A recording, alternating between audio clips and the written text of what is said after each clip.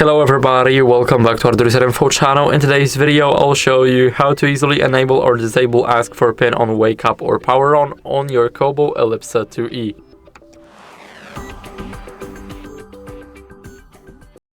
So first, what you guys want to do is go over to the settings and now go to energy saving and privacy. Now here in the pin lock section, we will see the ask for pin on wake up or power on, and now it's disabled because there's no check mark in it. But if you want it enabled, then simply click the checkbox. Now enter a 4-digit pin that you'll remember.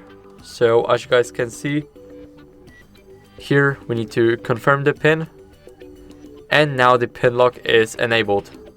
So that's basically it. I hope you enjoyed this video, and if you did, then leave a like, sub and a comment, and I'll see you in the next one.